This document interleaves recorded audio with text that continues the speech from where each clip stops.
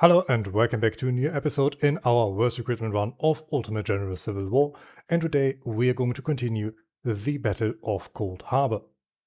And it looks like we are now going to start an attack from our left flank to the Confederate right, and our army numbers in total 106,800 soldiers and 478 artillery pieces, while the Confederates on this flank only have 11,800 soldiers and 37 guns.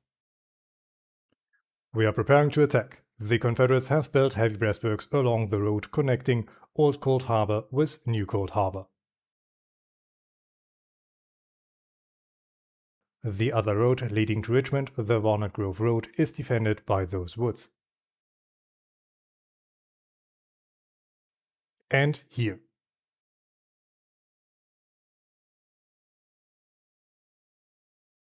We must be careful to not lose Old Cold Harbor or Beluga Church, because then we will have to withdraw and stop our offensive.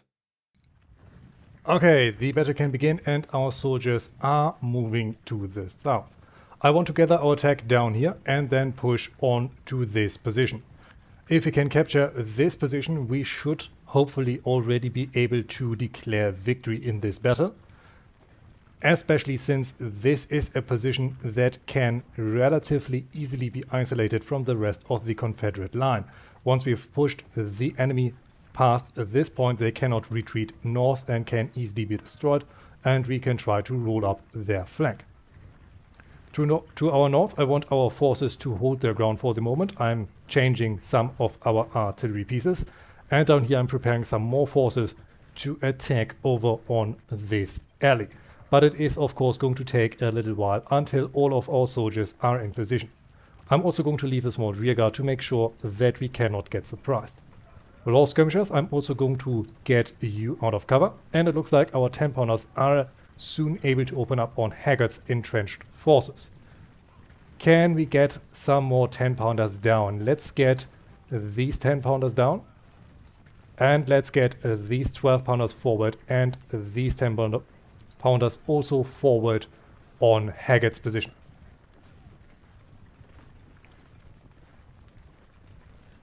These boys in the meantime can prepare to advance. Let's also get Kelly and Edwards forward, and these are our last remaining forces that I am going to mobilize for this attack. We are also going to mobilize most of our supplies, and with that I hope to achieve victory. Over here, let's get field skirmishers forward to figure out where the enemy is. The same goes over here with cuts and with these skirmishers under price. Up to the north, I want Stark's boys out to figure out what the enemy has over there. We have found more already very weakened units over here. The enemy in general does not seem to be very strong in this line. Our 10-pounders have been spotted though. But I hope our bombardment is able to soften up the enemy quite effectively.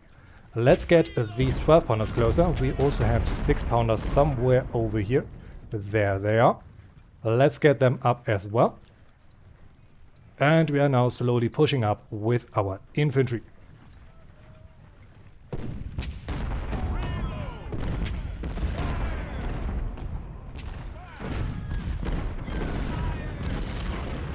And I wonder if we can start heckling the enemy with our skirmishers. I want law skirmishers to hang back. Our sharps should be the better choice. We have found some palmetto snipers over there. They should not be much of a threat, especially if we can get some more skirmishers out to hopefully catch them off guard before they can relocate. Over there are some more sharpshooters that we have to target with our own snipers. And in the meantime, our infantry is advancing. Our 12-pounders have opened up fire. Our 6-pounders are moving along. They should arrive once our infantry begins their firefight with the enemy. Our 10-pounders are opening up. And I want these 10-pounders and these 10-pounders to focus on the enemy artillery line. If we can soften them up quickly, we should be able to limit our own casualties. And we can see that we have in total over 40,000 infantry, while the Confederates have 10,000 soldiers. This should be a relatively easy fight, but of course they have entrenchments, we don't, and they have the bonus of artillery on close quarters.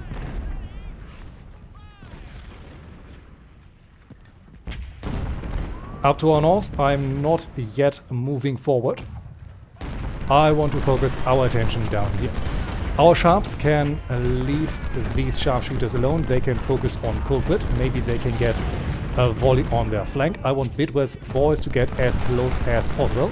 Law skirmishers can reattach. The 6-pounders also can move a little bit closer. Edwards took already 38 casualties, even though not much has happened yet. Come on, Bidwell, move up. Kelly on the double. I want you to follow him.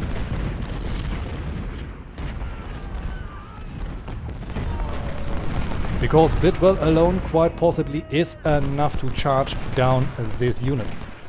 If they arrive on the flank, they might even be able to destroy them in full. We can see that Reed's artillery has also already suffered significant casualties. Our general is coming up. Bidwell is now getting hit hard. Let's order a charge.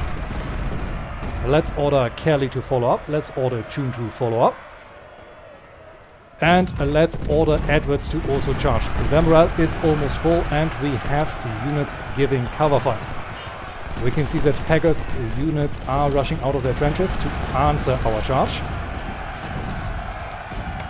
And with our artillery support, this should hopefully be enough. We can see that Reed is opening up fire. This must be 12-pounders. Edwards is getting flanked.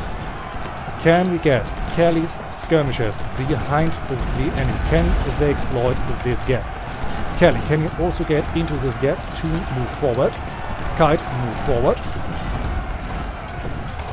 The enemy is holding quite well. We can see that down here Breton has been dispatched. And now I also want to get these boys forward. Ideally, we will only have to deal with those weakened forces, maybe get some flanking fire from Kite. But this should hopefully be it. Edwards needs to deal with those artillery pieces. And Bidwell needs to deal with those snipers. Law get closer. Canfield get closer. And yes, Kelly got behind the enemy. Now open up on the flank of Haggard. Come on. Okay, he is still blocked, then just move forward. Kelly skirmishers can open up. Yes, now they can open up on the rear of Haggard. Let's get these boys just forward. These artillery pieces are almost destroyed. We have Hunger's battery down there. We need to divert the attention of our 10-pounders to Hunger's artillery. And down here we need to get our infantry into line again. These 6-pounders also need to move up.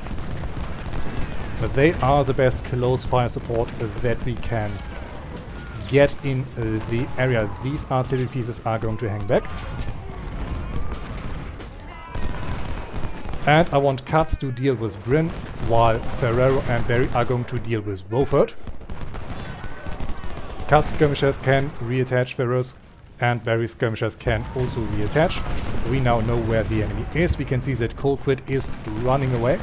Canfield on the double. Get on Hugger if you can. Law get on Hugger. Edwards and Garnett push forward through those lines. And Kelly needs to push the enemy all the way down there. We can see that there is another trench line. Possibly the last reserve line of the enemy. Kelly, move down and through them. You can just move forward and you should be able to drive them out this way. We can see that those sharpshooters want to get in contact again, but Colquitt catch them and they should be fallen back quickly. Yes. These soldiers have surrendered. They have the Palmetto, a weapon that we can actually use, and I unfortunately gave Katz the order to withdraw. I hope he's not running for good, because I currently can't control him. This was a big mistake on my part. Some artillery pieces are destroyed, some more are still on the field. Hager's artillery is now in danger. Katz is still running, and I hope we can get him back. Field skirmishers can reattach. Yes, there is cuts. Let's get him forward again. These boys are taking casualties, but they need to keep the attention of the enemy forward. Down here, Kelly and Kite need to continue to hunt Haggard. I don't know if the enemy can receive reinforcements, but in any case I want to deal with them over here. This would be a perfect defensive position. 6-pounders have arrived. They should be strong enough to deal with Cold Grid. And our 10-pounders are now ordered forward. Can we also get our 12-pounders and our general forward? Wonderful. These sharps also need to get up. These supplies need to get up. And we have destroyed these enemy units. Now let's quickly get our soldiers over here to make sure that the enemy can't get any reinforcements on the field, if they are any available whatsoever. We have almost destroyed Colquitt. Let's get Toon forward. Over here our sharps should be able to deal with this flank. Katz has taken 220 casualties against an entrenched enemy. But these soldiers are isolated. We can push forward. We have 1 hour left on this flank. And I think I'm going to send Hope forward. Over here I do not want to engage. I hope that we are able to roll up this flank from here and do not have to commit to all our charges and potentially preserve some manpower. We need to get the general forward. We have Hager's artillery back in action. Let's get everyone up. I know Edwards is exhausted. He still needs to push forward. We almost have control of this point. Let's get the sharps on these artillery pieces. Let's get these 10-pounders on these artillery pieces. And we are now in the works of capturing the central breastworks. Barry unfortunately was repelled. There is more artillery. But I think once we have captured the central breastworks, we can effectively claim victory. And we will of course see how far we can get our soldiers forward. Toon and Garnett, you're going to focus on Batten. We have another line under Hunton down here. These 10-pounders are still bombarding Hagar, but now they can change their attention to Haskell. We have driven away Wolford. Barry is still withdrawing. It was a disastrous charge because the enemy had good support. It must be another battery of 12-pounders. I'm almost certain of that, but now the artillery pieces are not focusing on them. Sharps get up. 12-pounders get forward. The 6-pounders need to get forward. Bidwell needs to get forward. And if possible, we are getting Toon and Garnett over the river so that we can drive away the enemy from these positions. We can see that another enemy unit broke. Wolford is coming back with 300 soldiers. Sharps, I didn't want you to charge, I wanted you to open fire. Let's get cuts forward. Hoke is in the area. Barry is back, let's get him forward. Major General William Sherman is wounded. These are some devastating news. Kite and Kelly have made it to their new defensive positions. This should make sure that any reinforcements coming from this way would be stopped immediately. Garnett, would you please destroy Kite? He is retreating and you should be able to completely annihilate him. Good volley. Miraculously, they still do not want to give up. Let's get these boys forward. And let's get the boys over here forward. Barry needs to move up. And now the question is it enough to claim victory? We have to fulfill at least one. We have to hold the central breastworks and we have to hold the positions that we are already holding, meaning we could hang back and claim the victory today. This means I still want to hurt the enemy some more, especially since we are still on a good way to achieve that. But if we can avoid it, I want to preserve some of our manpower. Let's get the 6-pounders forward. And Canfield and Ferrero, can you deal with those artillery pieces? Good volley. They are still standing though. We can see that more artillery fire is opening up from there. Haskell's battery is destroyed. We have Hunton over there. Let's make sure our soldiers open up fire. Bidwell is coming up to support. Let's get Canfield also forward. Cuts, you need to get out of your... We have Cable's artillery. Let's get these boys back. Let's get more soldiers forward. And let's get Cardwell's boys forward. I want prize skirmishers to move forward. It looks like over here is nothing really holding the line. What do they have left? They have over 8,000 soldiers. I'm not sure where they are. But they must be somewhere to the north. Maybe they're coming in as reinforcements. We will certainly find out. Let's get the boys forward. We have driven them away from there. We can hit Cable's battery. Ferrero now is in the water without much cover. Let's try to open up the front line. We can see that there is Terry. We can see that there is Kite. But as long as we can get on their flank, we should be golden. Our artillery is unfortunately getting held back. Let's get Bidwell over as well. The 6-pounders can move forward. And I simply hope that we can get over here before the enemy is able to take back those positions. Ferro, I'm ordering you to fall back so that you can get at least a little bit of cover. Hoke can move forward. And Edwards is moving forward onto the enemy flank. We have Cable over there. We have almost destroyed these supplies. These 10-pounders are still moving up, I hope. Let's order them forward once more. These 12-pounders need to move forward. And these sharps can also try to get behind the enemy. Let's better order them this way, otherwise they might get stopped by law. Ferrero is unfortunately taking huge amount of casualties. Katz has taken over 400 and only dared 77. We have Cardwell coming up. And over here I want Stark's men to move forward to find out what the enemy has over there. All in all, a very successful charge so far. We can see that Kite 300 soldiers are coming up. They're trying to get into those breastworks. But they will have to retake those trenches from our advancing forces. And this is not going to be an easy nor a successful task. Now we have our 12-pounders on the field. We have our 10-pounders that I'm going to focus on Cable. We have multiple guns up here. We have our 6-pounders that can open up on Kite. They can fire from point-blank range if they are able to reload. Kite is destroyed. Let's focus these artillery pieces now onto the rear of Law. These sharps can also move forward into the rear of the enemy. We can move these boys further in. Let's give them the order to move on the double, even though they're completely spent. Law is running away. Hunton is out in the open. Cuts, you can fall back. Cardwell, move forward. Hunton is shifting now that he sees one of our units running. This is quite good for us. Almost as if we had planned that. Our sharps are getting hit hard. Let's make sure we get our infantry screen forward.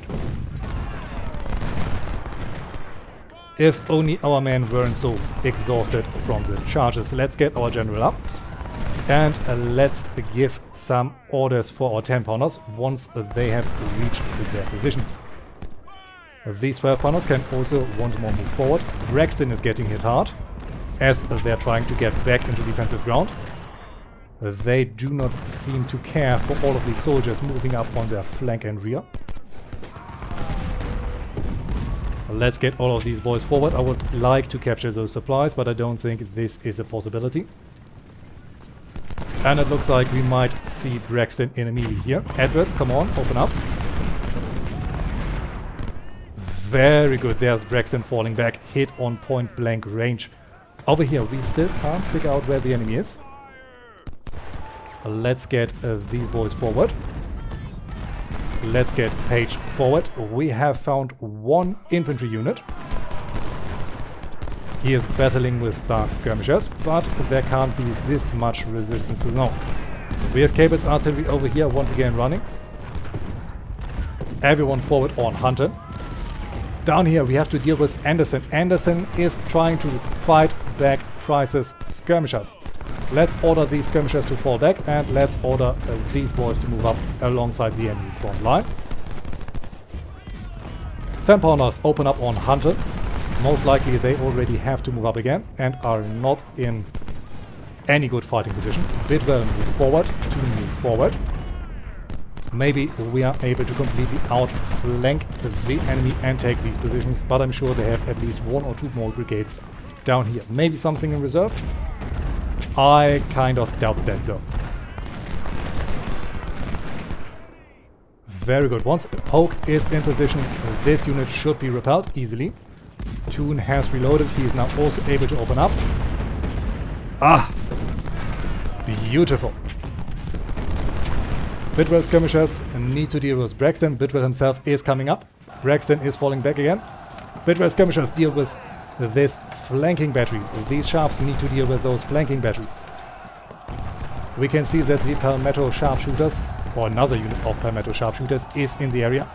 Let's get our boys forward. Let's get these skirmishers forward, and these boys can attack Greg. These 6 pounders can also move up. We only have 15 minutes left. I don't know if this is going to be enough. Hoke, would you please charge out these skirmishers? We have captured another unit of those snipers. They have the Sharps 1855. Let's get them off the field. These artillery pieces are destroyed. Major General Wade Scales is wounded. We can see that Anderson is trying to get back into his fortifications. Cable, you need to get on course. Katz has to deal with Anderson. Katz is going to take significant casualties, unfortunately. But we are getting more forces into the mix. Let's get these boys up. And these men can outflank the enemy over here. Sharps, would you deal with Breton? We are now securing Walnut Grove. Let's get these boys forward. 6 pounders move up. These 10 pounders also need to move up again. We have outrun their reach. 12 pounders move forward. General move forward. And I wonder if I should have left a skeleton crew back on this post. Field, you're going to make sure this point cannot be snatched away from under our reach. Canfield, open up on Hunter. Sharps, open up on Hunter. Very good fire. 2, can you get closer on course? Canfield, move up. Katz is still standing. Page, focus on Anderson. Braxton, also focus on Anderson. And actually, this was it. I thought we might have to fight further to the north, but this was apparently enough to drive the Confederates away. In this fight we have engaged the enemy with over 52,600 soldiers and 320 artillery pieces, and we took for once only 5,000 casualties. On the Confederate side, however, they had 27,100 infantrymen, 778 cavalrymen and 74 guns. They have suffered over 9,800 infantry casualties, they have lost over 25 of their artillery pieces, and they suffered over 446 casualties amongst their cavalry. 297 of their soldiers went missing. And as you can see, we were able to claim victory because we captured Walnut Grove Woods and the central breastworks, while also holding our positions. Amongst these soldiers, the unit under Favero was the best with over 1,700 kills, followed by Barry with 1,190 and Hazen with 1,108. Highest casualties were also sustained under Ferrero, who suffered 636 casualties, followed by Scales with over 532 casualties and Barry with 532 as well. And within our officer corps, we unfortunately have Major General William Sherman and Major General Wade Scales wounded, but we can congratulate Jeff Stark to the promotion of Major General and Clyde Hoffman and Carl Quinn to the promotion of Brigadier General.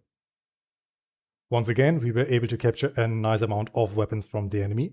Those include over 146 Sharps Model 1855, 977 Harper's Ferry M1855, 328 Palmetto M1842, 111 M1841 Mississippis, 35 MJ&G Type 2s, 761 Pattern 1853 Enfields, 38 Remington M1861 and 77 sawed-offs. We were also able to rescue 22 of our Sharps and 705 of our Lorentz, as well as 36 of our Tyler Texas. And last but not least, we were able to capture 4 10-pounder ordnances from the enemy, 2 12-pounder Napoleons and 1 10-pounder Parrott. And in the next episode, we'll have to engage the enemy at Fort Stevens, but this has to be it for now. I hope you have enjoyed this surprisingly short episode, and I thank you all for watching. Until we meet again, I wish you all a great time.